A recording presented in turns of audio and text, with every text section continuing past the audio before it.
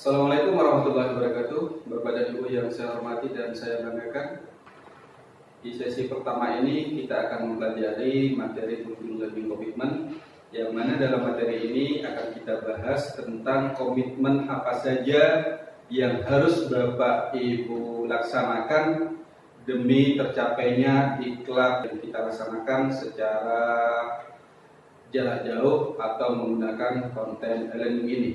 Selanjutnya, apa saja yang akan kita bahas di sesi ini? Salah satunya adalah kompetensi dasar yang kita pelajari, yang ingin kita capai di materi ini, yaitu setelah mempelajari materi diklat ini, peserta mampu menerapkan komitmen belajar. Menerapkan komitmen belajar artinya siap untuk mengikuti seluruh rangkaian diklat secara online, sehingga tujuan diklat ini dapat tercapai. Yang selanjutnya, yang ada hubungannya dengan building learning commitment, tentu kita akan mempelajari terlebih dahulu apa itu building, apa itu learning, dan apa itu komitmen. Building artinya membangun atau tekad, atau ada yang mengartikan semangat, itu building. Terus learning artinya belajar, sedangkan komitmen adalah niat atau usaha. Dari arti ini tentu bisa ditarik sebuah kesimpulan, yaitu membangun semangat atau tekad di dalam belajar. Itu pengertian dari learning building commitment.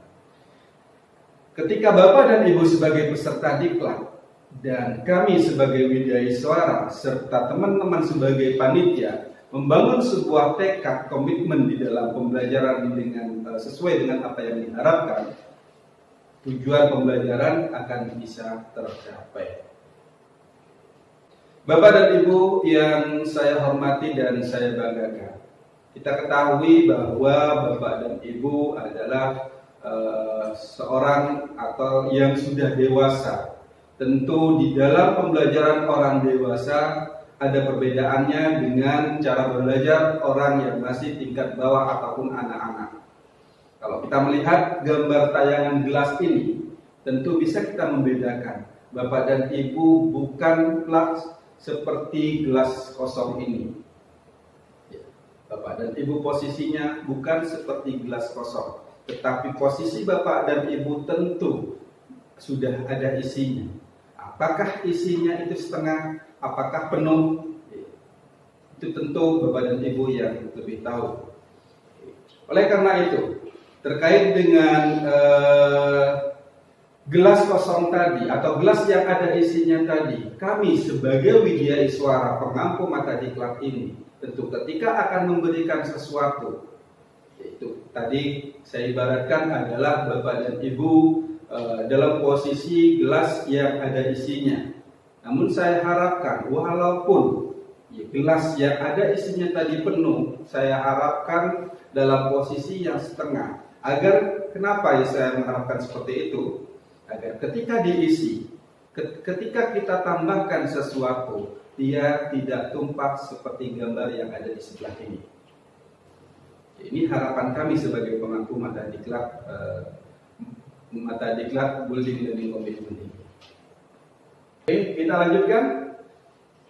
Syarat suksesnya belajar bagi orang dewasa. Sekali lagi saya tekankan bahwa belajar orang dewasa berbeda dengan cara belajar anak-anak. Syarat suksesnya belajar orang dewasa yang pertama adalah dalam suasana gembira. Dalam suasana gembira. Mudah-mudahan Bapak dan Ibu mengikuti diklat ini hati dalam suasana gembira, walaupun diklat yang kita lakukan kita nggak pernah bertemu secara langsung, yaitu kembali tatap muka. Apalagi kondisi seperti saat sekarang ini, kondisi yang was-was terhadap tertularnya virus corona.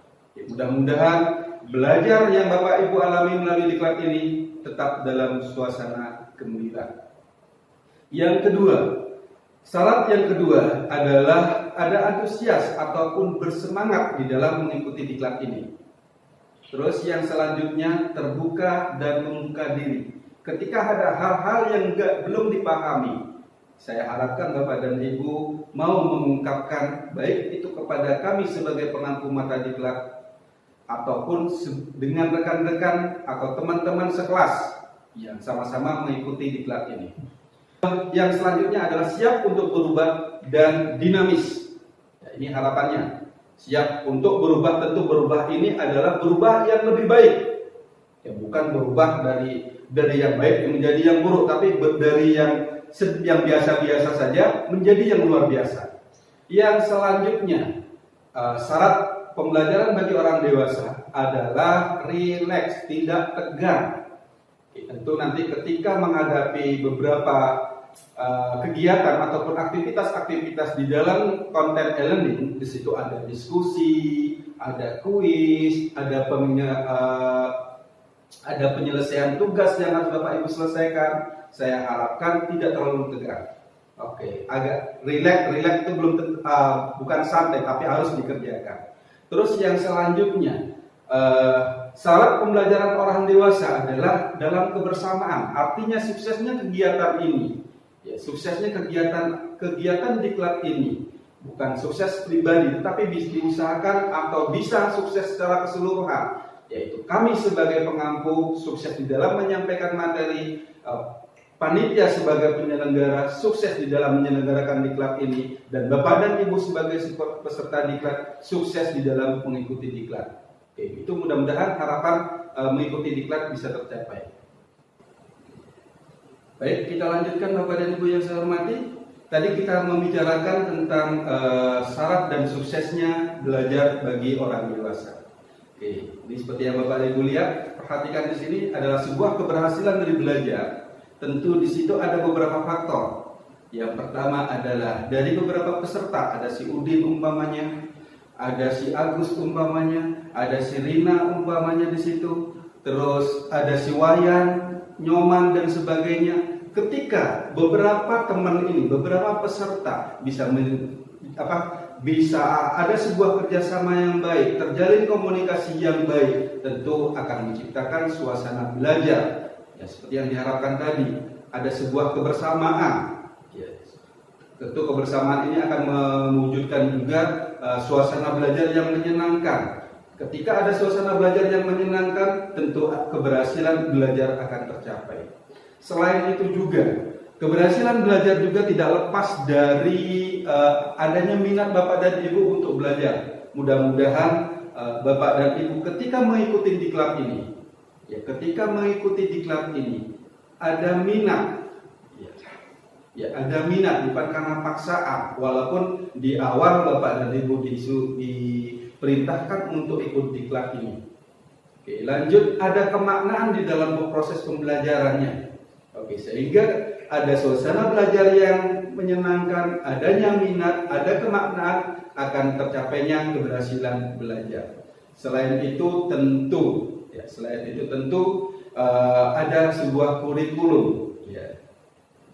Perlu Bapak Ibu ketahui bahwa kurikulum yang kita pelajari dalam diklat ini adalah mengacu kepada kurikulum yang telah dibuat oleh Badan Litbang dan Diklat Kementerian Agama, yaitu Pusdiklat Tenaga Teknis Keagamaan Jakarta.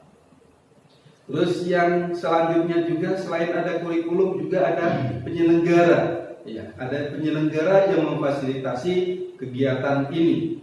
Oke, ini keberhasilan belajar keberhasilan belajar ini akan tercapai ketika semua komponen ini ikut andil di dalamnya. Bapak dan Ibu sebagai peserta bisa menciptakan suasana belajar yang menyenangkan, ada minat juga, ada kemaknaan, didukung dengan penyelenggara, serta didukung dengan kurikulum yang ada, maka keberhasilan belajar akan tercapai.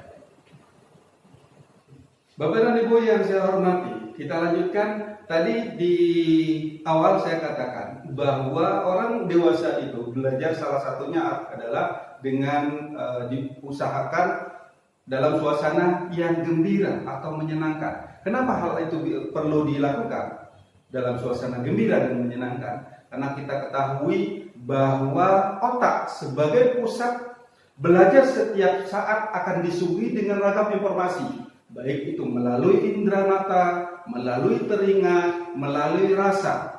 Dan selain itu juga otak cenderung dan mudah menerima hal-hal yang menyenangkan. Tetapi otak akan kurang optimal berpikir dalam suasana tertekan ataupun tercekam atau dengan rasa takut. Mungkin Bapak dan Ibu sering mengalami hal ini. Misalkan Bapak dan Ibu mengajarkan putra-putrinya dengan diancam umpamanya, atau kalau salah dicubit, pasti apapun yang Bapak Ibu sampaikan, bukannya dia tambah paham, tetapi akan tambah merasa takut yang ada di pikirannya. Oleh karena itu, mari kita usahakan di dalam setiap pembelajaran, apakah itu orang dewasa ataupun anak-anak, diusahakan untuk selalu belajar dalam suasana gembira. Karena apa? Karena otak sebagai pusat belajar senang menerima sesuatu yang menantang, tetapi tidak dalam suasana tegang, tertekan, menakutkan, ataupun khawatir. Kenapa hal itu bisa terjadi? Paul McLean mengatakan bahwa manusia di dalam menata lingkungan belajar didasarkan pada 3 batang otak. Didasarkan pada 3 batang otak. Otak yang pertama disebut dengan otak primitif atau otak reptil. Kita ketahui bahwa binatang reptil seperti cicak, kadal, tokek, itu adalah binatang-binatang reptil yang ketika kita dekati, pasti dia akan menjauh atau lari. Ya, khusus binatang reptil yang kecil, itulah yang ada di kepala kita, bukan binatang reptil yang besar. Kalau binatang reptil yang besar seperti buaya, komodo, kalau didekatin dia nggak bakal lari, tapi kita yang harus lari. Itu otak reptil.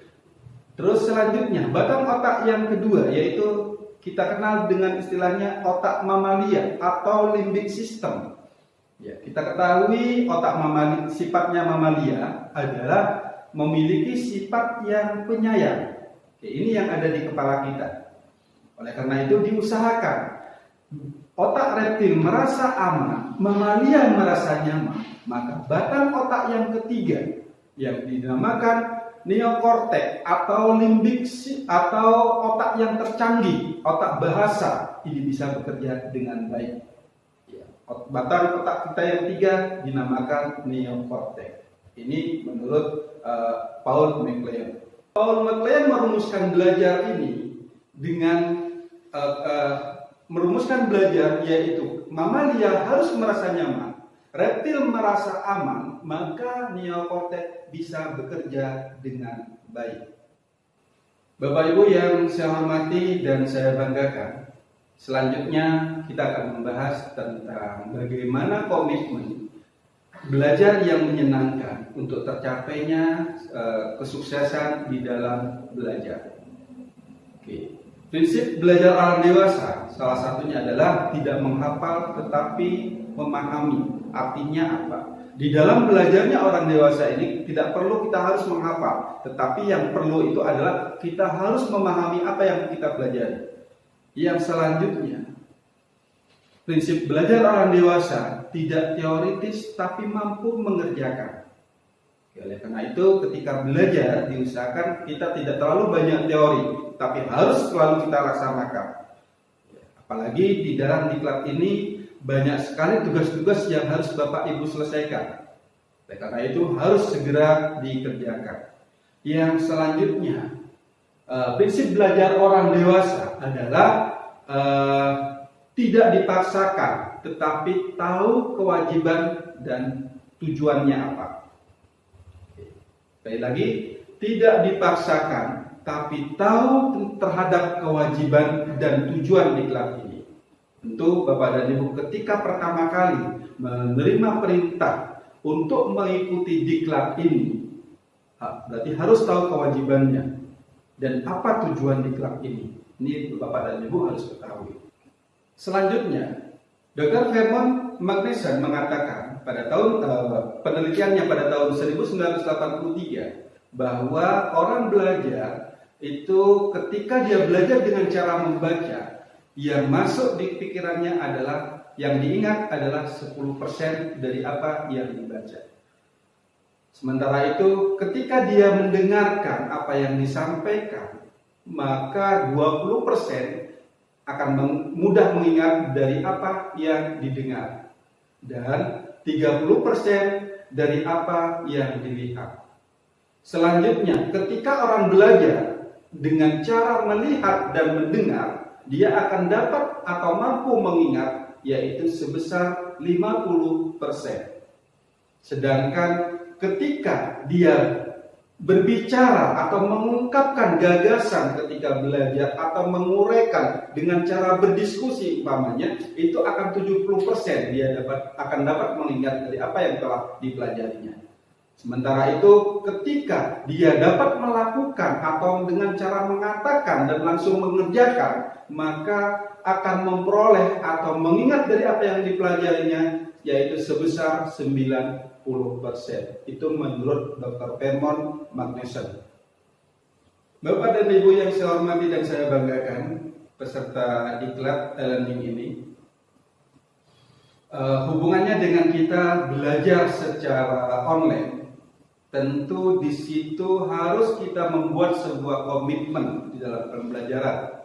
Salah satunya adalah yang pertama harus ada manajemen waktu. Ya, manajemen waktu harus ditetapkan. Artinya Bapak dan Ibu harus membuat jadwal terkait dengan pembelajaran ini. Kapan Bapak dan Ibu harus menyelesaikan tugas, kapan Bapak dan Ibu harus diskusi, kapan Bapak dan Ibu harus mempelajari materi. Ini harus ada manajemen waktu yang Bapak Ibu tetapkan.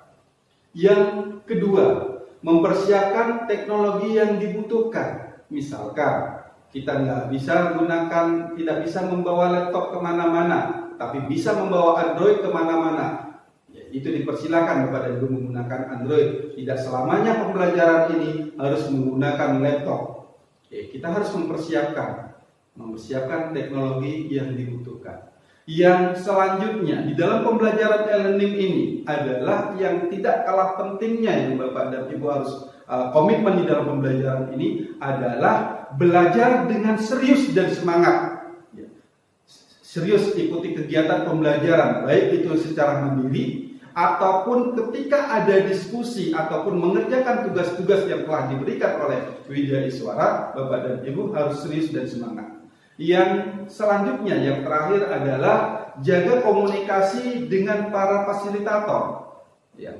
Ketika ada hal-hal yang tidak bisa dipahami atau ada masalah, silakan Bapak dan Ibu komunikasikan dengan Widya Iswara atau komunikasi dengan rekan-rekan sesama angkatan ini. Oke, ini adalah yang terakhir. Sekali lagi saya ingatkan, jaga komunikasi dengan para fasilitator atau pengajar dan rekan-rekan sesama angkatan yang ada di diklat ini. Oke, itu adalah komitmen pembelajaran e-learning yang harus Bapak Ibu bangun di dalam mengikuti diklat ini. Yang saya hormati, sebelum saya akhiri sesi mata diklat building learning commitment ini, ada satu tugas yang harus Bapak Ibu selesaikan, yang harus Bapak Ibu kerjakan secara individu. Nanti linknya atau filenya silakan Bapak Ibu download yang ada di konten e-learning yang sudah disiapkan. Ya, lembar kerja yang harus Bapak Ibu isi salah satunya seperti ini. Bisa dilihat nama dari Bapak Ibu sendiri, terus diklat apa yang Bapak Ibu sedang ikutin di sini. Terus ada kolom-kolom yang harus Bapak Ibu isi, yaitu hanya di kolom kegiatan saja yang perlu Bapak Ibu isi. Yang lainnya nggak perlu dirubah. Oke, di situ ada misalkan satu di contoh item nomor 1, yaitu itemnya tentang disiplin. disiplin adalah sebuah tindakan yang menunjukkan perilaku tertib dan patuh pada berbagai ketentuan peraturan. Kegiatan-kegiatan apa saja yang menyangkut disiplin di situ Bapak Ibu tulis. Misalkan disiplin terhadap jadwal mengikuti kegiatan diklat selalu hadir, itu termasuk disiplin. Disiplin di dalam mengerjakan menyetor tugas sesuai dengan jadwal. Salah satu contohnya ya. Terus ada jujur. Ya, jujur adalah perilaku yang didasarkan pada upaya menjadikan dirinya sebagai orang yang selalu dapat dipercaya dalam perkataan, tindakan, dan pekerjaan. Terkait dengan jujur ini, misalkan di kegiatan-kegiatan di situ adalah jujur mengerjakan tugas secara mandiri, ya bukan orang lain yang mengerjakan. Misalkan ketika kuis, Bapak dan Ibu karena bingung, orang lain yang disuruh mengerjakan, karena sibuk, orang lain yang disuruh mengerjakan. Ini harus jujur, Bapak dan Ibu yang harus mengerjakan sendiri. Yang selanjutnya adalah item ketiga, mandiri. Sikap dan perilaku apa yang harus Bapak Ibu terapkan, kegiatan apa yang harus Bapak Ibu lakukan, itu silakan isi di kolom kegiatan. Demikian juga kreatif, tanggung jawab, ini adalah tugas mandiri yang harus Bapak Ibu selesaikan. Nanti silakan Bapak dan Ibu isi. Setelah diisi, kembalikan lagi Bapak Ibu setor sesuai dengan jadwal yang telah ditentukan. Mungkin itu saja yang dapat saya sampaikan. Kurang lebihnya saya mohon maaf. Selamat belajar, selamat mengikuti kegiatan diklat secara online melalui e-learning ini. Mudah-mudahan Bapak dan Ibu selalu dalam suasana gembira, dapat mengikuti diklat dengan baik, dan dapat tentu berhasil di dalam mengikuti diklat ini. Wassalamualaikum warahmatullahi wabarakatuh.